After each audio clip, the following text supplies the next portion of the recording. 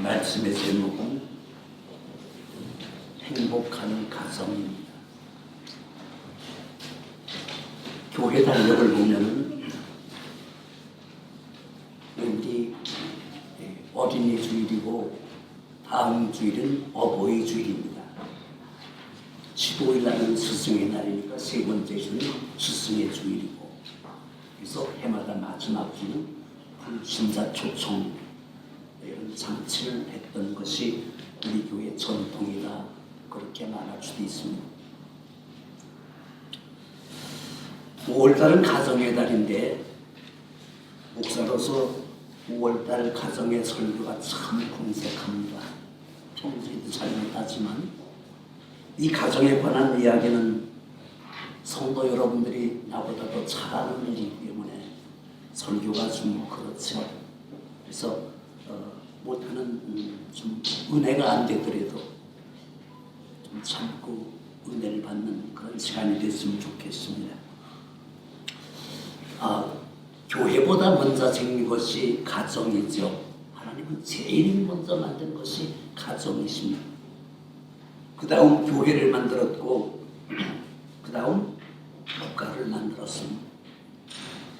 그래서 가정이 건강할 때 교회가 건강하고 나라가 건강할 수가 있고, 가정이 튼튼한 가정이었을 때 교회도 튼튼하고 국가도 튼튼하게 되는 것입니다. 교회가 이 땅에 있어야 할 이유는 가정이 행복하게 되는 데 있죠. 그러니까 교회가 이 땅에 있어야 되는 이유는요, 여러분의 모든 가정을 행복하게 만드는 데 그 이유가 있습니다. 그래서 우리 교회에 늘 목표가 보면 가정을 행복하는 교회가 상당히 해마다 많았습니다. 구원의 결과인 이 행복은 성경에서 두 가지로 말합니다. 첫째는 다시는 병들고 애통할 일이 없고 죽음이 없는 영원한 천국의 행복이죠. 이 행복은 변하지 않는 완전한 행복을 말합니다. 두 번째 행복은 이 땅의 행복으로서 수시로 변하고 흔들리고 허무하게 사라지는 행복이죠. 그래서 이 땅의 행복은 항상 파견적이라는 것입니다. 천국의 행복은 완전한 행복이고 땅의 행복은 흔들리는 불완전한 행복인 것입니다. 그래서 대부분 많은 교회들이 천국에만 굉장히 중요하다 이렇게 말하죠. 왜냐하면 천국의 행복은 완전하기 때문에 그 천국이 굉장히 중요하다고 말합니다. 그런데 저는 평생 목회하면서 천국도 중요하지만 천국보다 더 중요한 것은 이 땅의 삶이라고 생각합니다. 왜냐하면 흔들리고 가변적이고 없어지고 사라지는 행복이지만 그 행복을 막아서 이 땅에서 천국을 만들어야 되는 것이 우리의 소명이기 때문인 것입니다. 그래서 많은 이단들이 천국을 아주 중요시 여기고 이 땅의 삶을 아주 가볍게 여기고 무시합니다. 그러나 우리의 삶은 저는 반대라고 생각합니다. 이 땅의 모든 중요성이 70%라면 천국의 행복은 우리가 이 땅에서 예수만 잘 믿게 되면 천국은 저절로 가는 곳이기 때문에 그렇게 중요하다 그렇게 생각할 필요가 저는 없다고 생각해요. 그래서 이 땅의 행복이 70% 중요하고 천국은 30% 정도 이 개인 이야기예요. 그런데 성경에서는 두 가지를 50대 50으로 봅니다. 굉장히 중요하다고 봅니다. 그런데 우리가 이 땅에서 불완전 행복이라도 그 행복을 누리려면 몇 가지 조건이 있습니다. 이 조건을 갖춰야지 행복한 것이죠. 첫째는 가족과 자신의 건강이 필요하잖아요. 건강이 있어야 돼요. 두 번째는 자녀가 잘 되는 축복이 있습니다. 이게 잘 돼야 돼요. 세 번째는 부러울 곳이 없는 넉넉한 재물이 있어야 되죠. 네 번째는 적당한 명예와 권세가 있어야 됩니다. 아무리 돈이 많고 출세를 해서 훌륭한 지식이 있다 할지라도 적당한 인격적인 존중을 받지 못한다면 많은 사람들은 여기에 만족할 수가 없기 때문인 것입니다. 그래서 세상에서는 이 인격적인 존중을 받기 위해서 참 유명해지고 싶고 더 권세를 갖고 싶은 욕심을 가지고 있는 것을 볼 수가 있습니다. 이런 것들을 통틀어서 우리는 기름진 땅의 축복이다라고 말합니다. 하늘에는 신령한 축복이 있고 땅에는 기름진 축복인데, 우리가 하늘의 신령한 축복을 사모하면서 이 땅에 살면서 기름진 행복을 추구하는 것이 신앙생활이에요. 이런 축복을 누릴 수 있는 것은 하나님을 믿는 믿음의 대가, 이 보상이죠. 하나님을 온전히 믿는 믿음. 그러니까 기독교의 기본적인 믿음은요, 이 모든 것들이 하나님을 온전히 섬기고 경외할 때 얻어지는 보상이라는 것을 믿는 것이 바로 믿음인 것입니다. 그렇기 때문에 전능하신 하나님의 도움이 없이는 행복을 누릴 수 없다는 것이 불가능하다는 것을 알아야 돼요. 하나님 온전히 섬겼을 때 우리에게 이런 행복이 온다는 것입니다. 우리가 하나님께 구하고 찾는 구원의 문제는 가정을 행복하게 하는데 그 목적이 있죠. 내가 정말로 예배를 잘 드리고 기도를 열심히 하고 구제를 하고 이 모든 것들이 가정의 행복이죠. 우리가 사업을 잘하는 것도, 돈을 많이 버는 것도, 자녀가 공부를 잘하는 것도 전체가 뭡니까? 가정의 행복이라는 것입니다. 그러나 이런 것들을 우리가 소원한다고 이런 행복을 다 누리는 것은 아니라는 것입니다. 왜냐하면 행복은 공장에서 만들어주는 상품도 아니고 백화점에서 살 수 있는 물건도 아니기 때문인 것입니다. 행복을 살 수 있습니까? 행복을 만들어낼 수 있습니까? 못 만들잖아요. 이것은 전능하신 하나님이 선물로 주는 것이라는 거죠. 다윗의 아들 솔로몬은요, 3,000명이 넘는 아내를 거느리고 살았고, 우리가 정말로 부러워하는 그런 풍요를 누린 삶을 살았지만, 그가 마지막 전도서를 쓸 때 이렇게 말합니다. 인생이 헛되고 헛되며 헛되니 모든 것이 헛되다고. 3,000명의 아내를 드리고 정말로 행복하게 사는 것처럼 보이는데, 정말로 많은 재물을 가지고 모든 것들 풍요롭게 살았는데, 그가 죽을 무렵에 가는 모든 것이 헛되다, 헛되고 헛되다는 것이죠. 이런 세상의 모든 수고가 사람에게 무슨 유익이 있느냐, 이렇게 말합니다. 그러니까 세상에서는 진정한 행복을 누릴 수 있는 것이 없다는 것이죠. 이렇게 볼 때 진정한 행복은 목적 없는 소유와 무절제한 낭비에 있는 것이 아니고, 자기의 존재의 의미를 바로 알고 자기를 절제할 줄 알 때 이런 행복은 가능하다는 것입니다.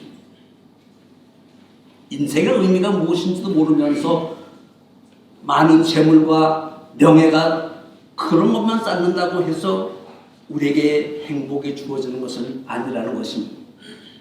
이것은 결국 우리가 속수무책으로 무너지는 그런 사상 누각이 바로 이런 행복이라는 것을 우리가 깨닫고 전능하신 하나님을 온전히 우러러 나 자신을 하나님 앞 온전히 드릴 때 이런 행복은 가능하게 되는 것입니다. 그래서 베드로전 1장 24절에 모든 육체는 풀과 같고 그 모든 이 영광은 불의 꽃보다 정말 꽃과 같아서 풀은 마르고 꽃은 시든다는 것입니다. 그런데 하나님의 말씀은 영원토록 영영하게 아주 무성하다는 것입니다. 하나님의 말씀은 없어지지 않는다는 것이죠. 여러분, 우리 고국 한국은 5월달이면 아카시아 꽃이 흐드러지게 피고 장미꽃이 싱그러운 5월, 그 5월달을 가정의 달로 만들었습니다.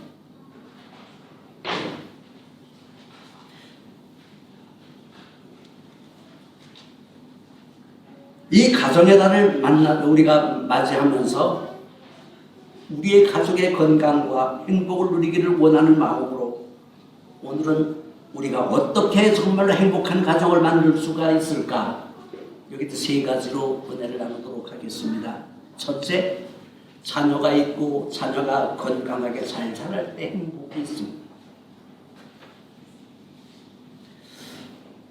세상의 모든 사람들이 말하길 그러죠. 평범하게 살면 된다 그래. 평범하게 살지 왜 그렇게 특별하게 살려고 그러느냐고 그러죠. 근데 평범하게 사는 것이 너무너무 어렵잖아요. 열심히 공부해서 대학을 졸업 맡으면은 결혼하기가 쉬운 거 아니지 않습니까? 남자고 여자고 결혼하기 너무너무 어렵잖아요. 참 결혼이 왜 그래 어려워요. 근데 옛날에는 이게 좀 쉬웠는데 점점 가면서 어렵고 안 되는 것입니다. 결혼하고 나서도 아이를 낳아야 되는데 아이를 못 낳는 부부가 수없이 많다는 것을 볼 수가 있어요. 성경 이야기도 보면 아이 못 낳아서 하나님 매달 기도하는 많은 사람들을 볼 수가 있잖아요. 아브라함은 75세에 하나님 앞에 부름을 받았습니다. 두뇌의 소원은 아들 하나 낳는 것입니다. 그런데 아들이 없습니다.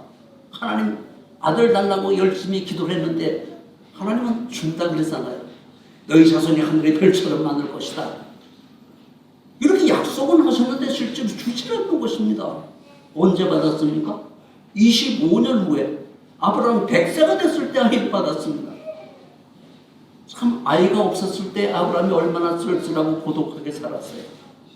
100세의 아들을 낳은 그 이삭을 안고 흐뭇해 기뻐하는 아브라함의 모습을 보면 인생의 행복이 어디 있는가? 자식에게 있다는 것을 알 수 있잖아요. 대부분 결혼해서 뭐 자식이 없어도 괜찮다고 그러지만 그것도 뭐 3, 4년 이야기죠. 그 이후에 자녀가 없으면 뭐 어떻습니까? 집에 오면 심심하잖아요. 적적하잖아요. 허무하잖아요. 할 게 없잖아요. 자식이 있어야 되잖아요. 그 자식을 또 잘 길러야 되는데 그렇게 쉬운 건 아니지 않습니까? 그 아이를 잘 길러서 좋은 대학 보내기가 너무너무 힘들잖아요. 이게 참 평범한 얘기가 아닙니다. 근데 하나님을 온전히 믿었더니 하나님은 때따라 그 모든 것들이 형통하게 만들어주는 역사가 하나님의 인도와 보호 속에 이루어진다는 것입니다. 배우자라는 것도 하나님 은혜요. 결혼해서 자녀를 총명하고 지혜로운 자녀를 낳는 것도 하나님의 은혜요. 그 자녀가 잘 자라서 좋은 대학을 가고 정말로 부모에게 기쁨을 주는 모든 것도 하나님의 은혜라는 거죠. 그 하나님 은혜가 아니면 이런 것이 있을 수가 없다는 것입니다.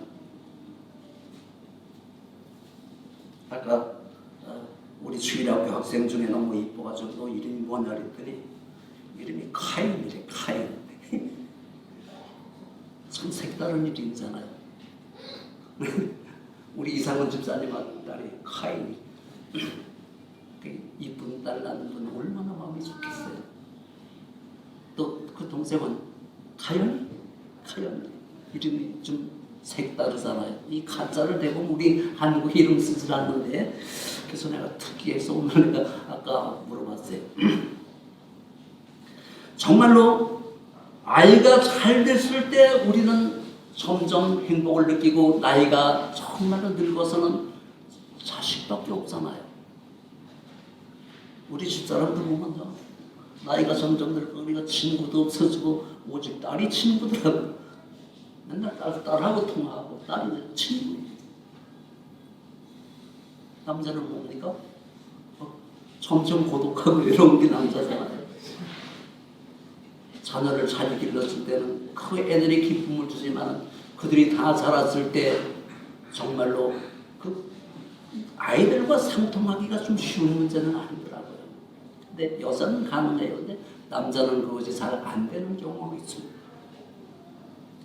그래서 우리는 정말로 이 평범하게 사는 모든 것들이 자녀가 잘 되고 그 자녀들이 훌륭하게 그런 모습을 봤을 때 우리는 정말로 행복한 인생을 살았구나 이렇게 말할 수가 있을 것입니다. 지금 3절에 보니까 밥상에 둘러앉은 자식은 어린 감람나무 같다 그랬어요. 참 밥상에 둘러 밥 먹는 모습이 너무너무 아름답잖아요. 대부분 이렇게 말하죠.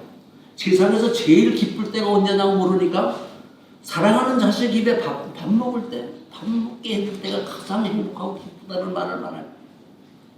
엄마가 아기를 젖 먹일 때, 그들에게 밥을 먹일 때.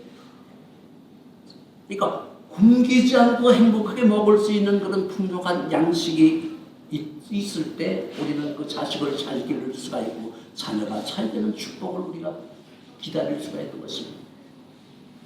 제가 결혼해가지고 아들을 하나 낳았어요. 이게 빨리 컸으면 좋은데 안 크는 거예요.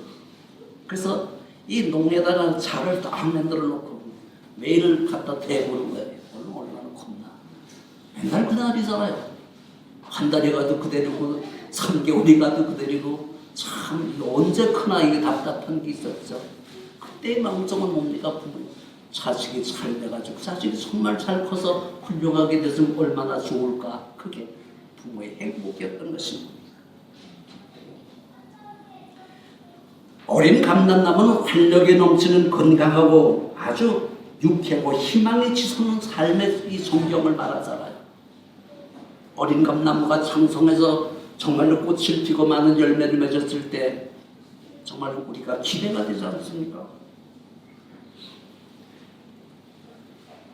행복한 가정의 최우선 조건은 자녀가 있어야 되는 것이죠. 자녀가 있어야 돼요. 우리 교회 청년이 결혼해서 지금 두 가정을 지금 있는데 아이를 안 낳아서 왜 안 낳아? 왜 안 낳는? 아직 때가 안 돼. 때가 언젠데? 두 분은 회개하고 오는 것도 기도하고 아니 애기 달라고 진짜 기도해야 돼요. 때가 있습니다. 나이 너무 많아가지고 아이를 낳으면 그 아이가 살아기 힘들고 그 키우다 보면 나중에 한 일을 못 하잖아요. 근데 한국은 은비는요 가자마자 결혼하자마자 딸 낳고 아들 낳고 금방 키우고 나서 40대면 자기 일을 할 수가 있잖아요. 늦게 아이를 낳게 되면 굉장히 기르기가 좀 힘든 것을 볼 수가 있습니다. 어떻게 하든지 우리가 결혼을 하면 아이를 낳아야 하고 자녀를 낳았으면 건강하게 잘 키웠을 때 그리고 사회적으로 그가 정말로 훌륭한 일을 할 수 있는 사람으로 만들었을 때 우리는 행복한 가정이다. 그렇게 말할 수가 있을 것입니다. 본문 3절에서부터 5절에 보면 자식은 여호와의 주신 기업이요 태열매라고 했어요. 그의 상급은 젊은 자의 자식은 장사의 수중에 있는 화살 같다 그랬어요. 자녀를 잘 길러놓으면요 그 아들이 성공했으면 어떻게 됩니까? 부모가 아무리 무식하다 할지라도 어느 누구도 그 노인네를 갖다가 무시할 수가 없다는 것입니다. 누가 있기 때문에 그렇습니까? 장성한 아들들이 딱 버티고 있기 때문에 그 나이가 든 노인이라 할지라도 큰 소리 치고 살 수가 있다는 것이죠. 그래서 자녀를 울타리라고 그러잖아요.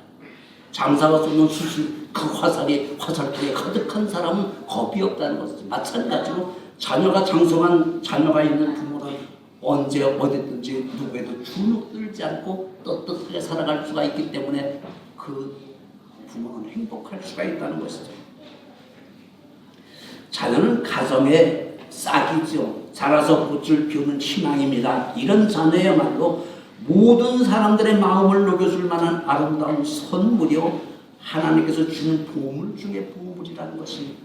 그 아이들을 키우다 보면 참 너무너무 행복하잖아요.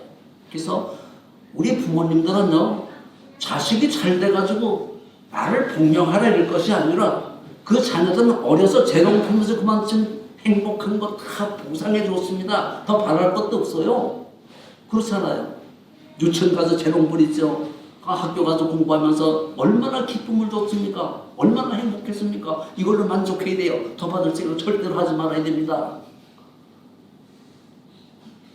부모 공양하려고 바라는 사람은요 나쁜 놈이에요. 정말로 잘 되기만 바라고 있었을 때 우리는 그 자녀의 잘 살아가는 모습을 보면서 행복을 누릴 수가 있는 것입니다. 이 사무엘 상 1장 1절에도 보면 한나는요 아이를 낳을 수가 없었습니다. 그런데 그 남편이 첩을 얻었잖아요.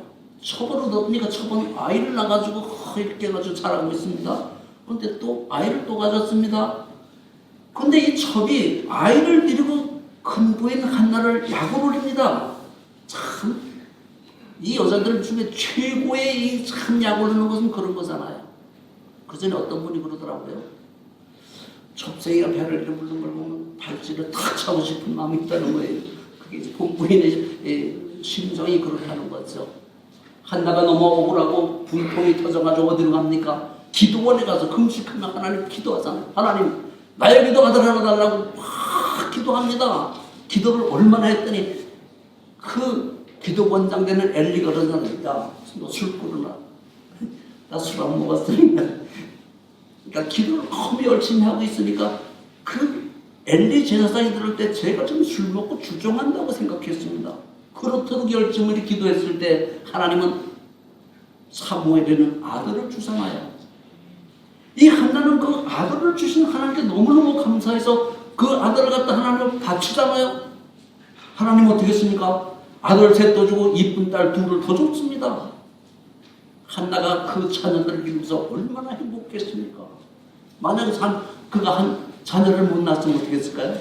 성경의 기록도 없잖아요. 비참하게 살다가 죽었을 것입니다. 그가 정말로 하나님 앞에 기도함으로써 하나님이 주신 그 보상을 가지고 행복한 가정을 이끌었다는 이야기가 성경에 많이 있다는 것을 우리가 알 수가 있는 것입니다. 두 번째로 행복한 가정을 이끌려면 부모를 공경해야 된다는 것이죠. 5절 6절에 보면 너는 평생에 예루살렘의 복을 보며 내 자식의 자식을 볼 것이라고 그랬습니다. 사람이 받는 축복 중에 제일 큰 축복은 자식의 자식을 보는 이런 축복이잖아요. 이 축복은 뭡니까? 장수한 축복이잖아요. 오래오래 살았기 때문에 그 자식의 자식을 볼 수 있었다는 거죠. 그런데 그렇게 오래도록 살면서 결국 가정의 모든 삶이 어떻습니까? 행복해야 되는데 거의가 행복하지 않잖아요. 지금 한국법 실태를 보게 되면 지금 혼자 사는 노인네가 엄청나게 많다고 그래요. 어떻게 보니까 600만 가구가 노인 혼자 산다고 그러잖아요. 독고 노인을, 독고 노인. 좀 고독한 노인이잖아요. 그러다가 죽었는데 언제 죽었는지도 모릅니다. 3개월에 6개월에 발각이 되잖아요. 이 자녀와의 소통이 안 된다는 것이죠. 뭐 때문에 안 되는지는 모르지만 자녀를 그렇게 행복하게 잘 길렀으면 자녀의 보답은 나를 낳아주고 길러준 그 부모의 은혜를 생각해서라도 정말로 하루에 한 번씩 아니라도 일주일에 한 번 전화를 해봐야 될 거 아닙니까? 관심이죠. 정말로 진정한 효도는요, 관심이에요, 관심. 다른 거 아닙니다. 부모가 뭐 엄청난 걸 갖다 줄 때를 바라는 거 아십니다. 그런 거 오히려 부담스럽잖아요. 제가 우리 아버님과 사실 평생 동안 좋은 관계를 갖지 못했어요. 그분이 나한테 학비 한 번 대준 적도 없고 내가 고등학교 다닐 때 군대에서 제대해가지고 왔어요. 옛날 군인들은 비참했잖아요. 오래도록 근무했습니다. 봉급식을 한 푼 못 받았죠. 그런 군인을 2번, 3번 갔죠. 좀 불쌍한 세대죠. 처음에는 일본 군대 끌려갔죠. 전쟁 중국하고 할 때 피나게 싸웠습니다. 두 번째는 논산 훈련소 갔다 와가지고 6.25 사병도 피난 훈련했죠. 그러니까 평생 군대 생활하다가 내가 고등학교 다닐 때 제대해가지고 뭔 정이 있습니까? 참 그렇죠.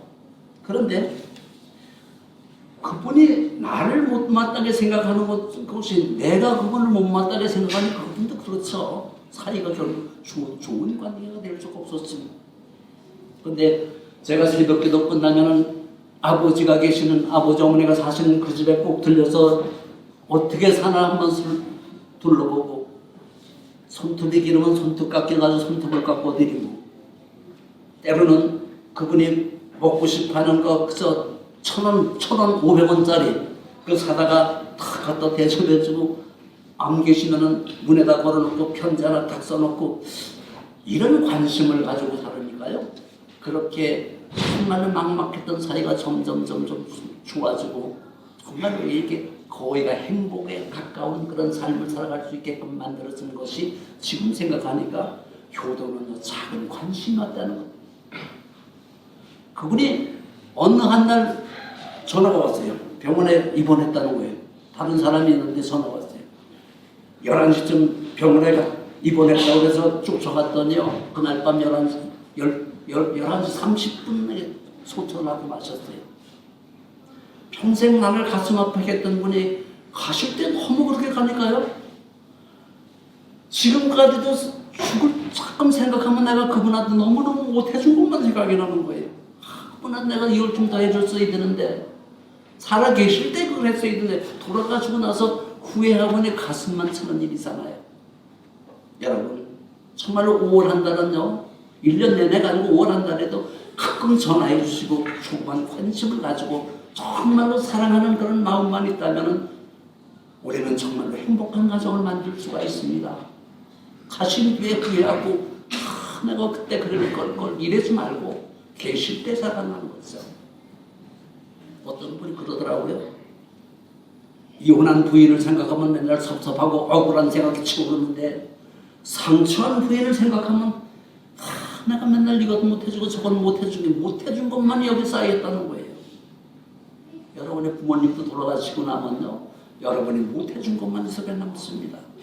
그런 한이 남기 전에 지금 계실 때 잘하는 것이 효도죠. 사무엘상 22장 3절에 보게 되면 이 다윗은요, 사울왕을 피해서 도망다니는 정말로 그 살기가 힘든 시절에 이 아두람 굴 속에서 생활하다가 문득 생각하니까 고향의 부모 형제가 생각이 나는 거예요. 너무너무 근심이 됩니다. 참 솔로몬에게 쫓겨다니면서 자기 부모를 섬기지 못하니까 얼마나 괴로웠겠습니까? 그래서 고향에 계신 부모님이 너무 걱정이 돼서 모압 왕에게 찾아가가지고 내가 정말 이런 어려움을 겪고 있는데 우리 아버지 어머니보다 좀 잘 보관심해달라고. 모압 왕이 그래라고 했습니다. 다윗이 자기 부모를 갖다 거기에다 두고 정말 어려운 가운데서 부모를 모시는 모습을 보여줍니다. 요한복음 19장 26절에도 예수님도 십자가에 못 박히시면서도 어머니라고 그러잖아요. 곧 있으면 죽는 모습을 보면서 어머니, 요한을 가리키면서 제가 아들이라고 그러잖아요.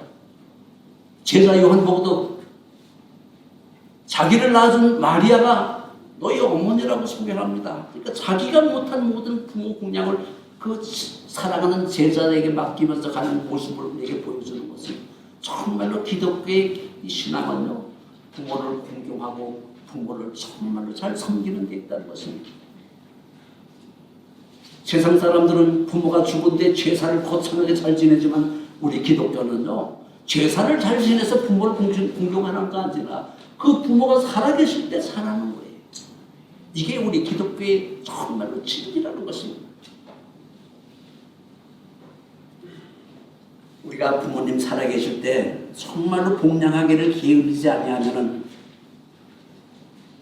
그 부모와 좋은 관계를 가지고 우리는 행복한 가정을 이룰 수가 있게 되는 것입니다. 그래서 늘 이 부모의 공양은 끊임없는 관심을 가지고 늘 기도할 때 좋은 관계를 우리가 유지할 수가 있을 것입니다. 세 번째, 여호와를 경외하고 그 도를 행하는 자는 행복한 가정을 만들고 정말로 형통한 가정을 만든다는 것입니다. 그러니까 부모를 잘 모시는 것도 자녀를 잘 키우는 것도 오직 전능하신 하나님을 잘 믿고 의지했을 때 하나님의 도움과 인도로 말미암아 그런 일들이 형통하게 이루어진다는 것이 바로 성경이 말하는 진리인 것입니다.